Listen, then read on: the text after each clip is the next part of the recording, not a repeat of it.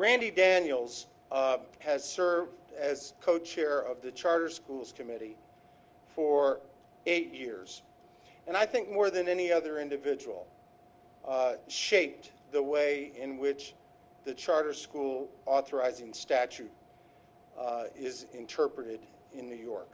And his diligence and his tremendous intellectual force and focus is one of the reasons that the Suny Charter School Institute and Suny's role as a charter school authorizer is nationally recognized for both comprehensiveness and rigor.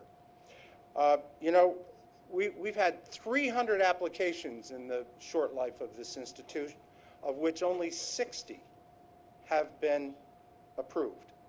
This is a rigorous process. All who apply do not qualify because there are high standards for admission to the Suny Charter School family. Randy has demonstrated in his lifetime that he has no appetite or aptitude for failure. His life and his work is a testament to success. He lives the proposition that independence and freedom are indispensable components of the successful life, but that with it comes the responsibility to be held accountable. So it is a great honor for me to present to you the voice, the spirit, the moving force behind charter schools in this state, our most articulate voice, our most persuasive voice, our most passionate voice, Randy Daniels.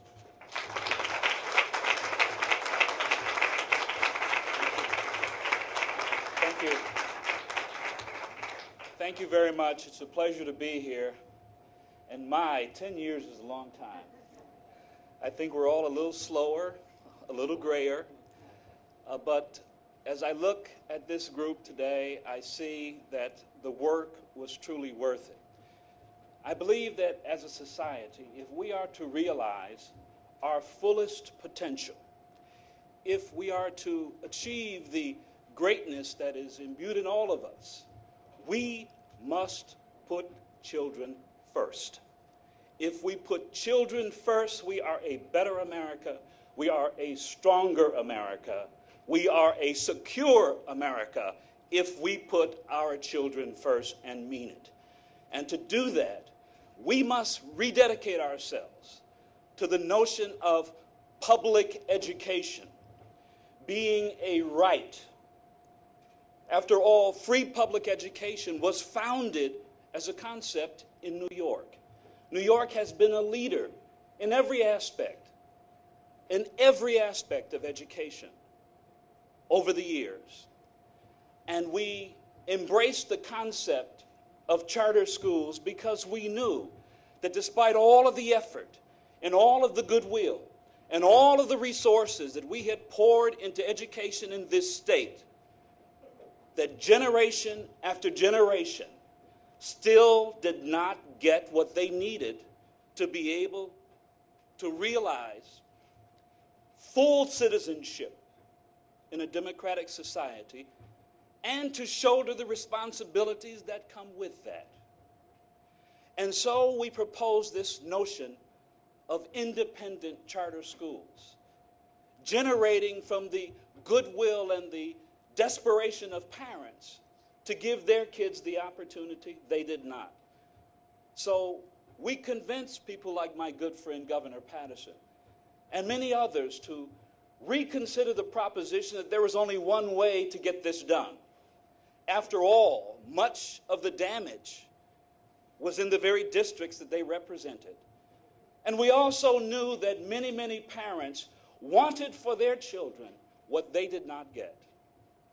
I am still haunted by the words of a mother who once told me, Mr. Daniels, please approve this school because I know that if my daughter gets a shot at a good education, her life will be better than mine.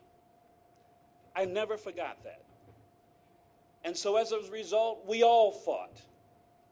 This room is filled with people who were here at the very beginning of this struggle. And so many others who were not here, who worked to convert our elected officials to support this concept. Some of us even convinced the teachers union to get involved in the charter movement, convincing them that it was not a threat, it was an opportunity to try something new. At the end of the day, the children must come first. But we cannot have excellence in education without good teachers. Good teachers are really the key, and committed and dedicated parents. We need high standards, and we have set them, because I have always believed that children will meet the standard you set. If you set the bar low, they'll meet it. And if you set it high, they will meet it still. With work and dedication, I have no doubt that all things are possible. In fact, I have living proof that all things are possible. Just think about November 4th. All things are possible in America. All things. So if we believe in our children, they will believe in themselves. So we cannot undo that which has already been done. And if we're honest, we must concede that generations of New Yorkers have lost the opportunity for a good education. And they're prepared to fight for it now for their children.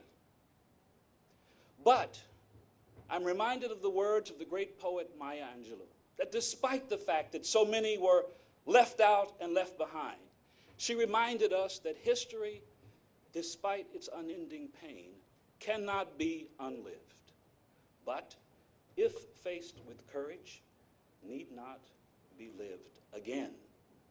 We do not have to make the mistakes of the past. We must learn from them. And we must dare to be different and dare to try new approaches and new ideas, because these approaches and ideas do not threaten anyone. They add to what we're attempting to do here. So while the charter school movement was indeed a force,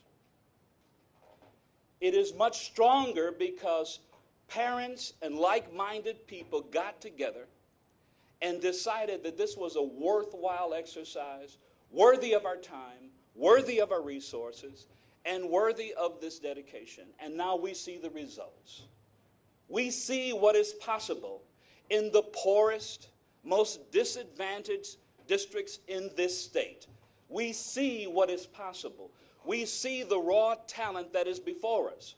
All we have to do is to dare to give these kids an opportunity that is better than the one we had. And if we do that for them, if we do nothing else but do that for these children, I am supremely confident that tomorrow will be better than today, because we did the work to make it so. Thank you for inviting me. Thank you for the time. Thank you for your dedication to this process.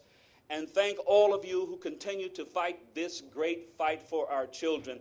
There is no cause more noble than the lifting up of a child. And to those who commit themselves to that, they deserve our undying gratitude. Thank you. You stay right there.